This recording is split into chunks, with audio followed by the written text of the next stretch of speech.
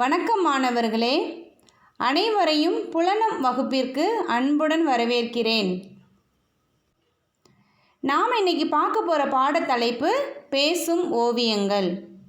இது இயல் 6ல் உரைநடையில் இருக்குது. சரியா? நாம் இன்னைக்கு பார்க்க போகிற பாடத்தலைப்பு பேசும் ஓவியங்கள்.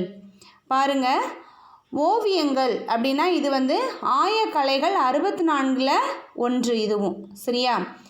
ஓவியம் அப்படிங்கிறது ஆயக்கலைகள் 64னுள் ஒன்று ஓவியக்கலை. இது பார்க்குறவங்களுடைய கண்ணையும் கருத்தையும் கவர்ந்திழுக்கும் ஆற்றல் பெற்றிருக்குது. ஒரு கருத்தை பேச்சாலும் எழுத்தாலும் வெளிப்படுத்துவதை காட்டிலும் ஓவியத்தால் நுட்பமாக அதில் இருக்கக்கூடிய எல்லா விளக்கத்தையும் புரிய வைக்க முடியும் அப்படின்னு என்ன செய்கிறாங்க, சொல்கிறாங்க. அதனால தான் ஓவியத்தை நுண்கலைகளுள் ஒன்று அப்படின்னு என்ன செய்கிறாங்க, சொல்கிறாங்க. சரியா? அப்போ ஆயக்கலைகள் மொத்தம் எத்தனை? 64. ஓகே, வாங்க நம்ம இன்னைக்கு வகுப்புக்குள்ளே போகலாம். ஒரு விடுமுறை நாள் அன்னைக்கு கண்ணனும் மணி, சரியா, கண்ணன் மணி அப்படிங்கிறவங்க அரசு பொருட்காட்சி கூடத்துக்கு என்ன செய்கிறாங்க, போகிறாங்க. பொருட்காட்சி பார்க்குறதுக்கு என்ன செய்கிறாங்க, 2 பேரும் போகிறாங்க. யாரெல்லாம்? கண்ணன் மணி. அவங்க எல்லா பக்கமும் என்ன செய்கிறாங்க, ஒவ்வொரு அரங்களையும் வச்சுருக்கக்கூடியது எல்லாமே நல்லா பார்த்துட்டு வராங்க. அவங்க இறுதியில் பார்த்தது என்ன அப்படின்னு பார்த்தீங்கன்னா ஓவியக்கூடம். இறுதியில் பார்த்தது ஓவியக்கூடம். அப்போ அவங்க பார்த்துட்ருக்கும்போது மணி சொல்கிறான், கண்ணா இங்கே பாரு, ஒரு அறிவிப்பு பலகை இருக்குது அப்படின்னு சொல்கிறான். அந்த அறிவிப்பு பலகையில் என்ன எழுதியிருக்கு அப்படின்னு பார்த்தீங்கன்னா, இங்கே இருக்கக்கூடிய ஓவியங்களை தொடாமல் பார்க்கணும். மேலும் ஓவியங்களுக்கு கீழே இருக்கக்கூடிய பொத்தானை அழுத்தினா ஓவியங்கள் உங்களோட பேசும் அப்படின்னு என்ன செஞ்சுருக்கு, அந்த அறிவிப்பு பலகையில் எழுதப்பட்டிருந்தது. கண்ணனும் மணி எங்கே போயிருந்தாங்க? அரசு பொருட்காட்சியில். அவங்க கடைசியாக பார்த்த கூடம் எது? ஓவிய கூடம். அறிவிப்பு பலகையை படித்து முடித்ததுக்கப்புறம் கண்ணன் சொல்கிறான், மணி இங்கே பாரு, இங்கே குகை போன்று வடிவமைக்கப்பட்ட பாறையில் அழகான ஓவியங்களை என்ன செஞ்சுருக்குறாங்க, வரைஞ்சிருக்கிறாங்க. அந்த பொத்தானை அழுத்து அந்த குகை ஓவியம் பேசுகிறத நாம் கேட்போம் அப்படின்னு என்ன செய்கிறான், கண்ணன் சொல்கிறான். உடனே மணி என்ன செய்கிறான் அப்படின்னு பார்த்தீங்கன்னா, அந்த பொத்தானை அழுத்துறான். உடனே குகை ஓவியம் பேசுது. என்னென்ன பேசுது கேட்கலாமா? இந்த பாடத்தில் நிறைய ஓவியங்களை நம்ம பார்க்க போகிறோம். அது என்னென்ன ஓவியங்கள் நல்லா கவனமாக கவனிங்க. முதல்ல நம்ம பார்க்க போகிறது குகை ஓவியம். பாருங்கள், குகை ஓவியம் என்ன பேசுதுன்னு கவனிங்க. நான் தான் குகை ஓவியம் பேசுகிறேன். பழங்கால மனிதர்கள் குகைகள்லாம் என்ன செஞ்சாங்க, வாழ்ந்து வந்தாங்க. அங்கே தான் அவர்கள் முதலில் ஓவியங்களை வரைய தொடங்கினாங்க. சரியா? பழங்கால மனிதர்கள் எங்கே வாழ்ந்தாங்க? குகைகளில் வாழ்ந்தாங்க. அவங்க எங்கே முதல் ஓவியங்களை வரைஞ்சாங்க? குகைகளில். செய்திகளை மற்றவர்களுக்கு தெரிவிப்பதற்காக எங்களை வரைந்தனர். அந்த ஓவியத்தை எதுக்காக வரைஞ்சிருக்காங்க? அவங்க என்ன செய்தியை மற்றவங்களுக்கு சொல்ல நினைக்கிறாங்களோ அதைத்தான் ஓவியமாக வரைஞ்சிருக்கிறாங்க. அதில் குறிப்பாக என்னெல்லாம் பார்த்தீங்கன்னா, வேட்டைக்கு செல்லுதல், நடனமாடுதல், போர் செய்தல் போன்ற காட்சிகள் வரையப்பட்டன. எதில் அதிகமாக வரைஞ்சிருக்காங்களாம்? வேட்டைக்கு செல்லுதல், நடனமாடுதல், போர் செய்தல், இதெல்லாம் அதிகமாக வரைஞ்சிருக்காங்க. நாங்கள் பெரும்பாலும் கோட்டோவியமாக இருப்போம். கோட் ஓவியம் அப்படின்னு என்னென்னு பார்த்தீங்கன்னா, கோடு மாதிரியே இருக்கும் அந்த ஓவியங்கள். சரியா? வளைவு நெளிவு அப்படிலாம் இல்லாமல் மோஸ்ட்லி எப்படி இருக்கும் அப்படின்னு பார்த்தீங்கன்னா, கோடு கோடாக இருக்கும். அதனால் அது என்ன சொல்லுவாங்கன்னா, கோட் ஓவியம். அப்போ குகைகளில் வரையப்பட்ட ஓவியம் பெரும்பாலும் எப்படி இருந்திருக்கு? கோட் ஓவியமாக இருந்திருக்கு. இதில் எப்படி கலர் அடிச்சிருக்காங்க அப்படின்னு பார்த்தீங்கன்னா, மண் மற்றும் கல் துகள்களை கொண்டு வண்ணம் தீட்டினர். குகையில் வரையப்பட்ட ஓவியத்துக்கு மண்ணாலையும் கல் துகள்களாலையும் என்ன செஞ்சுருக்கிறாங்க, வண்ணம் தீட்டியிருக்கிறாங்க. எங்களை உற்று நோக்கினால் பழந்தமிழரின் வாழ்க்கை முறையை அறிந்து கொள்ளலாம். சரியா? இதை உற்று நோக்கினா பழந்தமிழர்களுடைய வாழ்க்கை என்ன செய்யலாமா, தெரிந்து கொள்ளலாம். பாருங்க, குகைகளில் வரையப்பட்ட ஓவியங்கள். பழங்காலத்தில் தமிழர்கள் அங்கே தான் வாழ்ந்திருக்காங்க. அங்கே தான் என்ன செஞ்சுருக்கிறாங்க, முதல்ல வரைஞ்சிருக்கிறாங்க. அடுத்து பாருங்கள், மணி சொல்கிறான், கண்ணா இங்கே பாரு, சுவர் ஓவியம் இருக்குது, நீ அதோட பொத்தானை அழுத்து அப்படின்னு என்ன செய்கிறான், மணி சொல்கிறான். உடனே கண்ணன் வந்து என்ன செய்கிறான், அந்த பொத்தானை அழுத்துறான். இப்போ அடுத்து சுவர் ஓவியம். சுவர் ஓவியம் வந்து பேச போகுது. முதல்ல எந்த ஓவியம்? குகை ஓவியம். இரண்டாவது சுவர் ஓவியம்.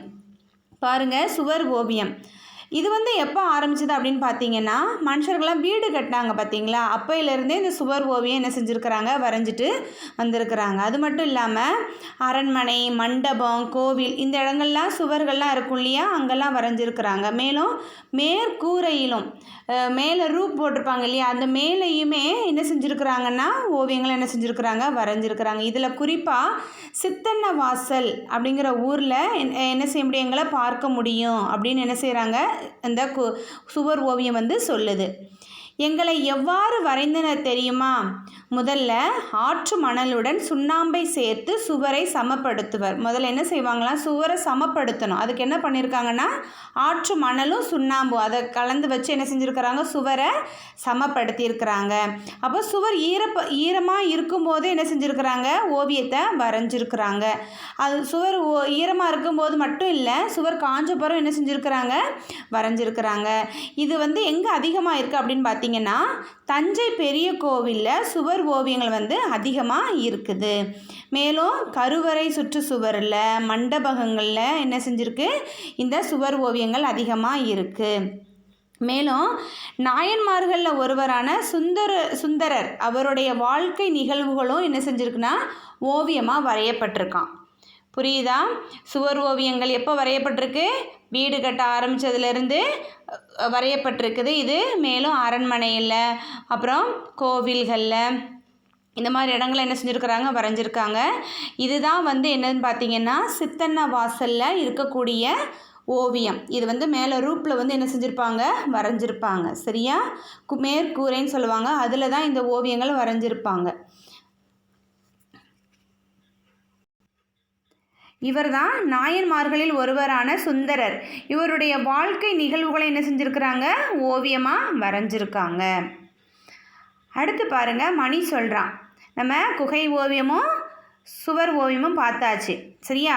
அடுத்து பாருங்கள், மணி சொல்கிறான், கண்ணா இங்கே வாயே இங்கே பாரு, இங்கே துணி ஓவியம் அப்படின்னு எழுதியிருக்காங்க, இதை பார்க்கலாமா அப்படின்னு சொல்கிறான். உடனே அதை பொத்தான அழுத்துறாங்க. இப்போ நம்ம பார்க்க போகிறது துணி ஓவியம். பாருங்கள், துணிகளில் ஓவியங்களை வரைஞ்சிருக்கிறாங்க. இந்த முறை எப்போ இருக்குன்னா, பழங்காலத்துலேருந்தே என்ன செஞ்சுருக்கு, இருந்திருக்கு.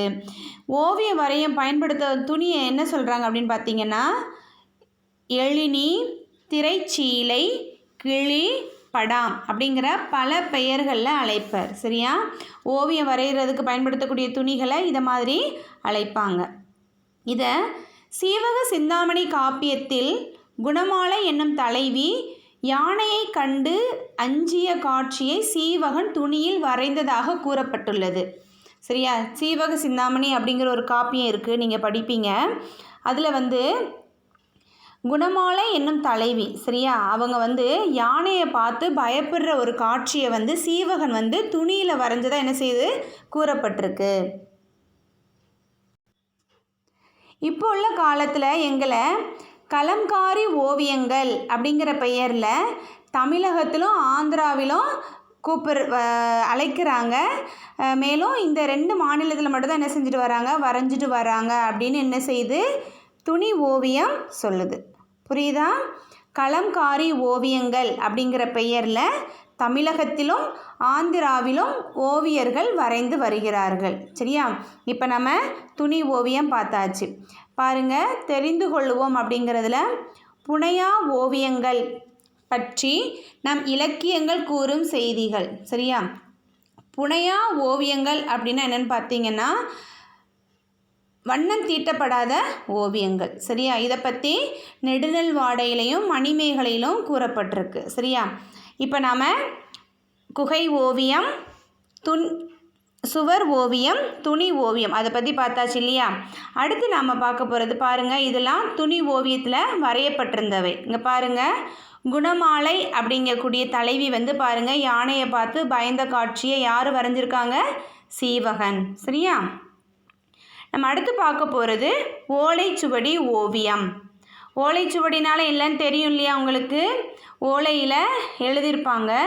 இப்போ இது ஓலைச்சுவடி ஓவியம்னே இருக்குது பாருங்கள். ஓலைச்சுவடியிலே என்ன செஞ்சுருக்கிறாங்க, ஓவியம் வரைஞ்சிருக்காங்க. அப்போ நம்ம இப்போ பேப்பரில் வரையும் போதே எவ்வளோ அழித்து எவ்வளவோ இது பண்ணுவோம். ஆனால் பாருங்கள், ஓலையிலேயே வரைஞ்சிருக்காங்கன்னா அப்போ நம்மளுடைய தமிழர்களுடைய சிறப்பு மிக மிக சிறப்பு வாய்ந்தது. அவங்களுடைய நுணுக்கங்கள் தெரிஞ்சுக்கோங்க. பாருங்கள், ஓலை சுவடிகள் மீது எழுத்தாணிகளை கொண்டு கோட்டோவியமாக வண்ணப்பூச்சு ஓவியமாகவும் எங்களை வரைவார்கள். நாங்கள் பெரும்பாலும் இதிகாசம் மற்றும் புராண காட்சிகளாகவே இருக்கிறோம். தற்காலத்தில் எங்களை காண்பது அரிதாகிவிட்டது. தஞ்சாவூர் சரஸ்வதி மகால் நூலகத்திற்கு சென்றால் எங்களை காணலாம். புரியுதா? இது எதால் வரைஞ்சிருக்காங்க அப்படின்னு பார்த்தீங்கன்னா, கோட்டோவியமாக வரைஞ்சிருக்கிறாங்க. அப்புறம் வண்ணப்பூச்சி ஓவியமாகவும் வரைஞ்சிருக்காங்க. அப்போ கலரும் என்ன செஞ்சுருக்கிறாங்க, பண்ணியிருக்கிறாங்க. அப்புறம் இது இப்போ எங்கேயுமே இல்லை. எங்கே பார்க்கலாம் அப்படின்னு பார்த்தீங்கன்னா, இந்த ஓவியத்தை தஞ்சாவூர் சரஸ்வதி மஹாலில் தான் அங்கே இருக்கக்கூடிய நூலகத்தில் தான் இந்த ஓவியத்தை என்ன செய்ய முடியுமா, பார்க்க முடியும். பார்த்தீங்களா? இதுதான் ஓலைச்சுவடி ஓவியம். இது எங்கே இருக்குது அப்படின்னு பார்த்தீங்கன்னா, தஞ்சாவூரில் இருக்கக்கூடிய சரஸ்வதி மஹால் நூலகத்தில் இருக்குது. அடுத்து பாருங்கள், செப்பேட்டு ஓவியம். செப்பேட்டு ஓவியம் அப்படிங்கிறது முற்காலத்தில் வாழ்ந்த மன்னர்கள் அவர்களுடைய ஆணைகள், அவங்க ஆணையிடுவாங்க இல்லையா, அந்த ஆணைகள், அரசு ஆவணங்கள், இதுதான் என்ன செஞ்சுருக்காங்கன்னா இந்த செப்பேட்டில் பொறிச்சு வச்சுருக்காங்க. அதே போல் உளி கொண்டு வரைகோடுகளாக எங்களையும் வரைந்தனர். பொதுவாக நீர்நிலைகள், செடி கொடிகள், பறவைகள், விலங்குகள், குறியீடுகள் போன்றவையாக எங்களை காணலாம்.